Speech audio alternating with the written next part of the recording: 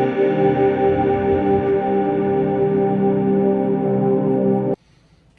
मुख्य हिस्सा cutting length कैसे निकालें, सरल स्टेप में समझते हैं। How to calculate cutting length of column rings. नमस्कार, स्वागत है सिविल गुरु में, जहां हम आपके लिए कंस्ट्रक्शन के कॉन्सेप्ट को आसान बनाते हैं। आज हम एक महत्वपूर्ण टॉपिक पर चर्चा करेंगे, कॉलम रिंग की कटिंग लेंथ कैसे निकालें। अगर आप एक नए सिविल इंजीनियर, स्टूडेंट्स या बस जिज्ञासु हैं तो इस वीडियो को अंत तक देखें। चलिए शुरू करते हैं। कॉलम रिंग क्या है? सबसे पहले कॉलम रिंग क्या है? कॉलम रिंग, जिसे स्टीरअप्स कहते हैं, एक रेनफोर्समेंट है जो लॉन्गिट्यूडिनल बार्स को उनकी जगह पर रखने और शियर फोर्स का प्रतिरोध करने के लिए उपयोग की जाती है। अगर आसान भाषा में समझाऊं तो जो लॉन्गिट्यूडिनल बार होते हैं उसको एक जगह पे रखने के लिए और शियर फोर्स का प्रतिरोध, यानी कि ऊपर जो फोर्स आएगा शियर फोर्स बार पे लगेगा, उसको प्रतिरोध करने के लिए उसका उपयोग किया जाता है। यह किसी भी स्ट्रक्चर स्टेबिलिटी और स्ट्रेंथ के लिए बहुत जरूरी है। कटिंग लेंथ निकालना क्यों जरूरी है? सही कटिंग लेंथ समय की बचत करता है, मटेरियल वेस्टेज कम करता है और साइट पर सही इंस्टॉलेशन सुनिश्चित करता है। यह प्रिसीजन का मतलब है कॉस्ट एफिशिएंसी और ब्रॉडर स्ट्रक्चरल इंटेग्रिटी। इसमें एक और पॉइंट में ऐड करना चाहता हूं, कटिंग लेंथ निकालना क्यों जरूरी है? क्योंकि सही क्वांटिटी आप मंगवा सको। साइट पे जो मटेरियल, जो स्टील की क्वांटिटी आपको चाहिए, वो कटिंग लेंथ निकालने से हमारा पूरा बार बेंडिंग शेड्यूल तैयार होता है और बाद में हमें पता चलता है कि कितना स्टील हमें वेस्टेज के साथ चाहिए, इसीलिए निकालना जरूरी है। यह जानकारी किसके लिए जरूरी है? तो ये civil engineers, contractor, site supervisors और यहाँ तक कि स्ट्रक्चरल डिजाइन सीखने वाले स्टूडेंट्स के लिए। अगर आप किसी कंस्ट्रक्शन प्रोजेक्ट का हिस्सा है तो भी यह स्किल अनिवार्य है। कब निकाली जाती है? आमतौर पर डिजाइन और प्लानिंग चरण में किया जाता है। शटरिंग शुरू होने से पहले यहाँ सही माप सुनिश्चित करने के बाद महंगी गलतियों से बचा जा सकता है। ये कहाँ उपयोग में आता है? कटिंग लेंथ का उपयोग साइट पर स्टीरअप्स को लॉन्गिट्यूडिनल बार्स के चारों ओर शेप और प्लेस करने में किया जाता है। कॉलम, बीम और अन्य रिइंफोर्समेंट स्ट्रक्चर में उसका यूज किया जाता है। अब मुख्य हिस्सा कटिंग लेंथ कैसे निकालें, सरल स्टेप में समझते हैं। अगर हमें कटिंग लेंथ ऑफ स्टीरअप्स निकालनी है तो उसका जो स्टेप्स है, फॉर्मूला है पेरीमीटर ऑफ स्टीरअप्स, यानी कि ये जो जहां तक गया है रिंग, यहाँ से अगर स्टार्ट करते हैं, नीचे ये रिंग बताई इसमें, और यहाँ तक ये घूम के आई, यहाँ तक उसका पेरीमीटर आया, परिमिति आई, वो रनिंग फीट या रनिंग मीटर में आप निकालो, प्लस नंबर ऑफ हुक, और प्लस ये हुक आए, तभी ये बना रिंग पूरा स्टीरअप बना। तो ये हुक्स को ऐड करो और बैंड डिडक्शन 90 या 135 डिग्री। अब बैंड डिडक्शन क्या है? क्योंकि हम तो जब माप लेंगे तो ये पॉइंट से ये पॉइंट तक लेंगे और ये पॉइंट से ये पॉइंट तक लेंगे, पर हुआ क्या है, इसमें 90 डिग्री का बैंड लगा है और यहाँ पे रेडियस बना है। जब कोई भी स्टीरअप्स में या कोई भी ऑब्जेक्ट में ये जो एंगल शार्प बनने के बजाय यहाँ रेडियस बनती है, तो आगे का कॉर्नर का भाग कुछ उसमें डिडक्शन करना पड़ता है, क्योंकि जो लेंथ हमने पूरी नापी है यहाँ रेडियस की मदद से वो लेंथ थोड़ी कम होती है। तो कितनी कम होती है उसका डिडक्शन यहाँ पे करना है। 90 डिग्री की बैंड और 135 डिग्री का बैंड जो है, 135 डिग्री का बैंड कहाँ पे आएगा? यहाँ तीन, तो 1 2 3 90 डिग्री के बैंड आएंगे। लेकिन जो यहाँ पे है ये वाला पोर्शन, इसमें जो रिंग यहाँ से गई यहाँ पूरी घूमी है, तो वह 135 डिग्री बैंड हुआ है, तो उसका कैलकुलेशन अलग से आएगा और 90 डिग्री वाला कैलकुलेशन अलग आएगा। वो हम आगे देखते हैं। मेन चीज ये, अगर आपको ये कंटेंट पसंद आ रहा है तो इसे लाइक और शेयर करना न भूले। साथ ही हमारे चैनल सिविल गुरु को सब्सक्राइब करें और वीडियो की नोटिफिकेशन पाने बेल आइकन जरूर प्रेस करें। अब एक एग्जाम्पल लेते हैं। एग्जाम्पल में ये हमने पूरा कॉलम बताया है यहाँ से यहाँ तक। इसमें यहाँ 229 229 mm बाय 610 mm, अगर इंच में आपको जानना है तो 24 mm बाय 9 इंच का कॉलम आता है। तो ये कॉलम में जो रिंग्स है, इस प्रकार से रिंग्स है। इसमें कलर कॉम्बिनेशन मैंने अलग इसीलिए रखा है क्योंकि आप समझ सको। ये नंबर 1 रिंग ग्रीन कलर की जो दिख रही है यहाँ से यहाँ तक गई है 1, रेड कलर की रिंग है वो यहाँ से यहाँ गई, और व्हाइट कलर जिसमें कोई कलर इनपुट नहीं किया वो बीच वाली ये रिंग है। अभी इसमें 3 रिंग का यूज हुआ है। और लॉन्गिट्यूडनल बार की जो बात हुई थी, तो लॉन्गिट्यूडनल बार जो है 1 2 3 4, 5, 6 और 6 यहाँ पे, यानी 16 mm के ये है। जो डार्क बताया है वो 16 mm के बार है। 2, 4, 6, 8 और 10 और 2 नंग जो है वो 12 mm है। तो ये लॉन्गिट्यूडल बार को अपनी स्थिति में सही रखने के लिए और ये पूरा जंक्शन सेट करने के लिए हमें रिंग्स चाहिए, वो तो पता चल गया। अब ये रिंग्स की लंबाई क्या है, तो अगर ये रिंग की लंबाई हम जानेंगे तभी हम कटिंग लेंथ निकाल सकते हैं। यानी कि पूरा जो बार होता है 12 मीटर का बार एक अपना सलिया होता है, तो वो सलिया में से हम कितना कट करेंगे तो ये हमारी एक एक रिंग बन सकेगी। तो उसके लिए कटिंग लेंथ निकालना है। चलो समझते हैं उसको ब्रीफ में। How many steps in this one. पहले तो मैंने समझा है कि इसमें 1, 2 और 3 रिंग गई है। ये जो ग्रीन और रेड रिंग है, एक रिंग यहाँ से यहाँ तक है और ग्रीन यहाँ से यहाँ तक है, तो ये दोनों का माप सेम ही है। इसमें हमने क्या किया है, 5 भाग में डिवाइड किया है, 1, 2, 3, 4 एंड 5। तो ये पांचों गाले सेम लेंथ के हैं। ये पूरा जो अंतर था यहाँ से यहाँ 534 mm है, क्योंकि 38 mm का कवर है। ये कवर समझना भी जरूरी है। कॉलम की टोटल जो लेंथ है और ब्रीथ है, तो ये 610 बाय 229 mm है। उसमें से कवर जो है, कवर यानी कि जो स्पेस होता है रिंग से कॉलम की बाहर की फेस तक, वो 38 mm और 30 mm इधर रखा हुआ है। तो ये कवर आ गया, ये तीनों रिंग्स आ गई। और रिंग्स कवर को बात करने के बाद जो रिंग का जो ब्रीथ है, चौड़ाई है, वो 153 mm बाय 534 mm यहाँ से यहाँ रहती है।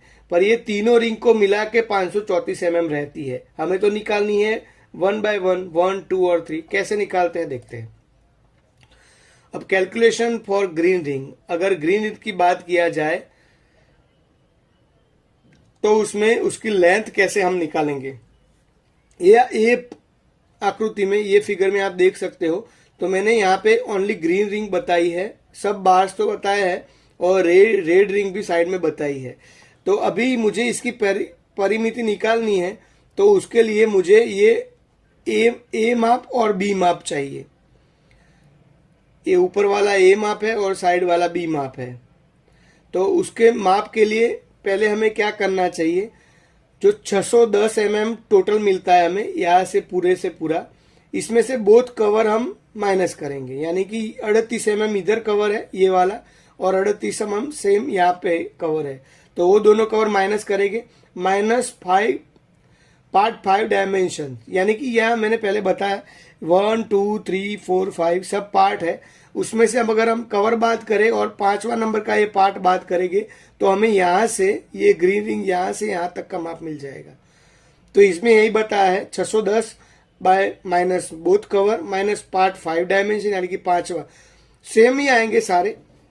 ये पूरा का पूरा 534 mm है, उसमें से डिवाइड 5 करेंगे हम, 5 पार्ट है, तो ये हमें 5वां माप भी मिल जाएगा। 610 माइनस 5, 122 mm ईच। ये थोड़ा मिस्टेक हुआ है, 610 mm नहीं, यहाँ पे 534 mm आएगा।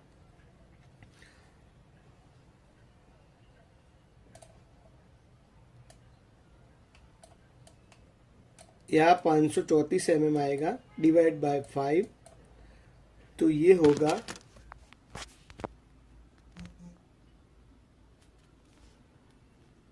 534 डिवाइड बाय 5, यानी ये होगा 106.8 इज इक्वल टू 106.8।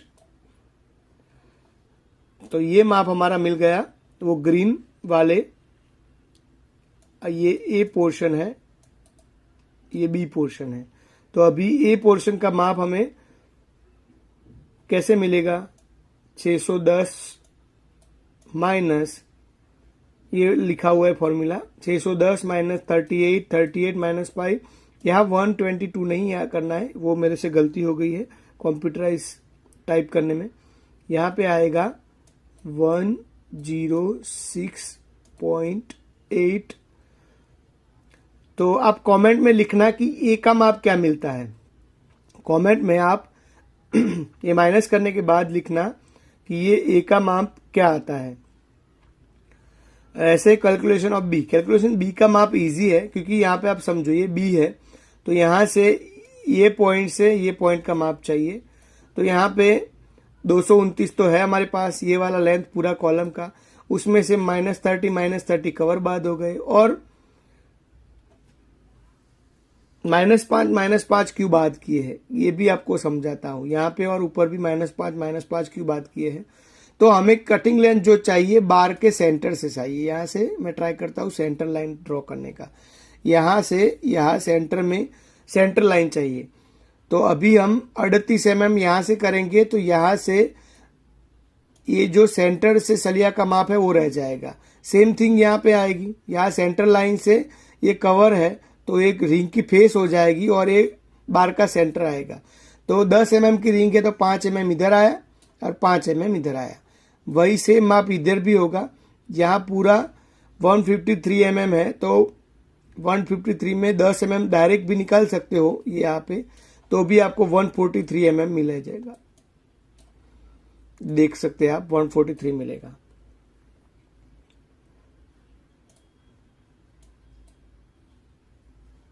अभी ये सारे माप मैं निकाल लेता हूं।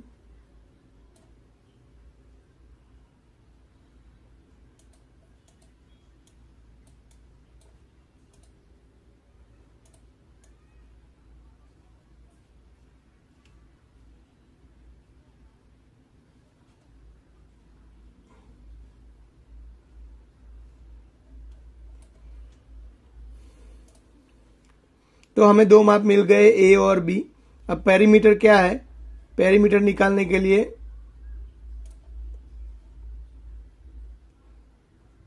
कटिंग लेंथ ऑफ स्टिरअप हमने देखा, पेरीमीटर ऑफ स्टिरअप। अभी ए का माप आ गया है, तो ये ए का है माप, ये बी है, तो 2A + 2B। माउस से हैंडराइटिंग थोड़ी आ रही है अलग, आप समझ लेना। 2A + 2AB यानी कि हमारे पास ये माप जो आया इसमें से आपने निकाला होगा 122 नहीं है, वहां पे 106.8 है। तो ये जो माप आया 2A 2, और आपने जो माप यहाँ पे निकाला वो माप आप डालोगे यहाँ पे +2, यहाँ पे 143, 2 × 143, 2 × ये जो ए का माप आया 402 से कम आएगा।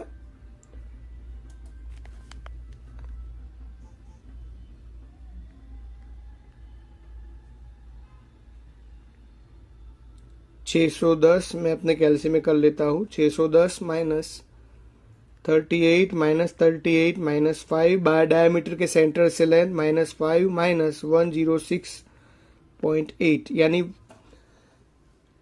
417.2 यानी कि 417.2।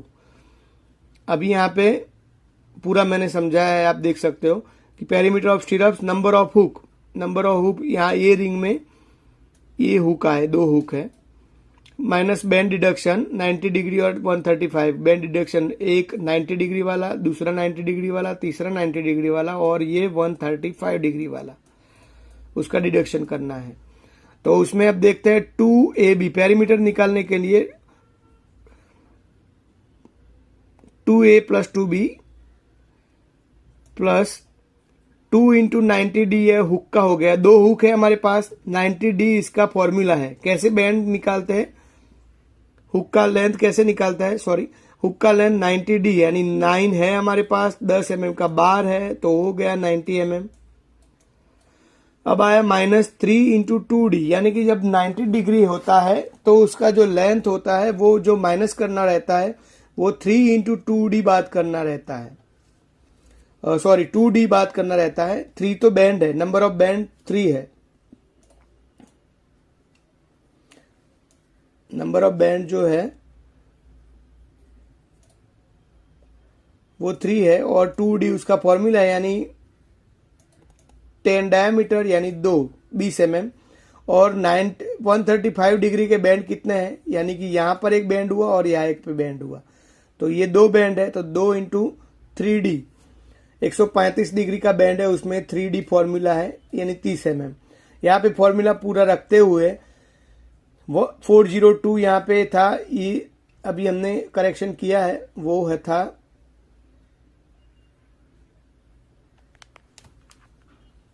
417 mm था, 470.2, और 143 जो बी का माप आया 2 9 × 10। ये बैंड एक 90 डिग्री, एक हुक का माप आ गया।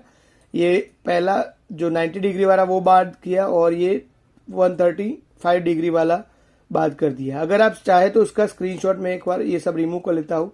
आप चाहे तो स्क्रीनशॉट ले सकते हैं समझने के लिए, अपने आप खुद निकालने के लिए। और कुछ भी आपको उसमें पूछना हो तो आप कमेंट बॉक्स में पूछ सकते हो, तो इसमें हम क्लैरिफिकेशन का वीडियो भी एक और बना देंगे। तो ये पूरा 1150 mm माप आता है। ये करेक्शन के बाद जो भी माप आएगा वो आप लिख लेना, कमेंट में लिखना कि आपका माप कितना आया। तो हमारी एक जो रिंग है, ग्रीन कलर की रिंग है, उसका माप हमें मिल गया है 1150 mm। अब आपको पता होगा कि calculate same for red ring. अगर रेड रिंग का माप अलग होता तो सेम ऐसे कैलकुलेशन करना है, पर ग्रीन और रेड रिंग्स के डायमेंशन सेम है, लेकिन वे मिरर डायरेक्शन में है, इसलिए रेड रिंग की कटिंग लेंथ भी 1150 mm है।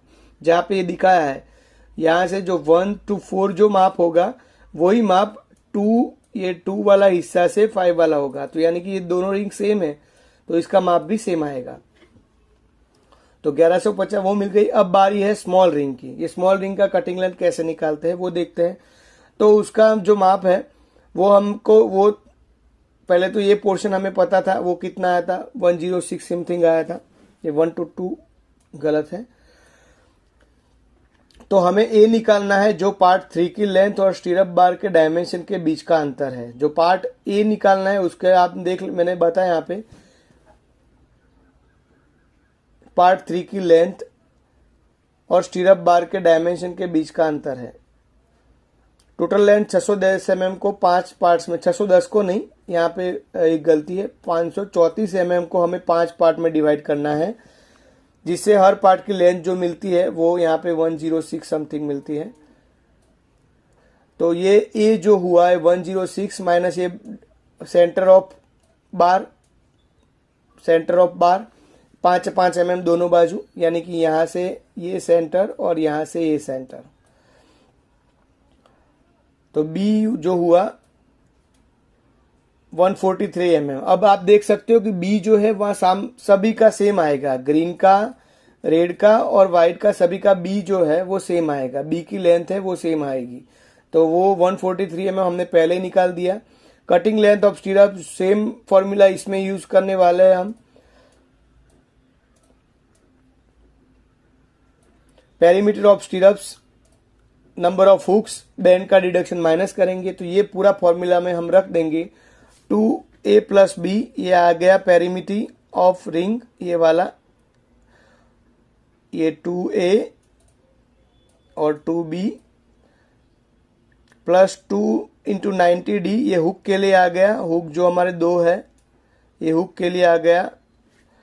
फिर 3 बैंड जो थे 90 डिग्री पे, 1, 2 और 3, उसके लिए एक डिडक्शन आया, और 135 डिग्री के लिए जो डिडक्शन था वो 2 बैंड थे यहाँ पे, जहां हुक के पास एक बैंड ये लगा और एक बैंड ये लगा, तो उसके लिए डिडक्शन कर दिए। कि उसके बाद हमारी जो लेंथ मिलती है 572, इसमें वो वाला करेक्शन आप ऐड करके आप कमेंट में लिखना कि बी जो वाला है वो पोर्शन कितना मिलता है।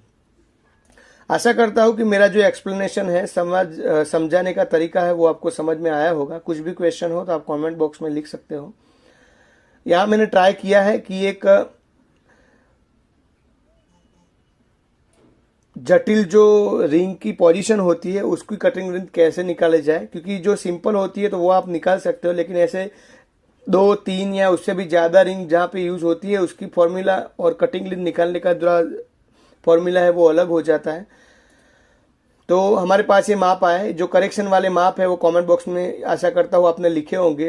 1150, 1150, 572, ये माप हमारी 3 रिंगों के आ गए। अब अगर आप इसको नंबर ऑफ रिंग्स के कैलकुलेट करोगे तो पूरा आपका रिंग में कितना स्टील जा रहा है, कितना mm का कितना स्टील जा रहा है, वो भी आप पता कर सकते हो। तो दोस्तों मैं बात करना चाहता हूँ कि मेरी एक बुक है, तो तो ये बुक बारे में भी आपको बताता हूँ कैसे एक्सेल सीट में ऑटोमेटेड बार बेंडिंग शेड्यूल तैयार करें।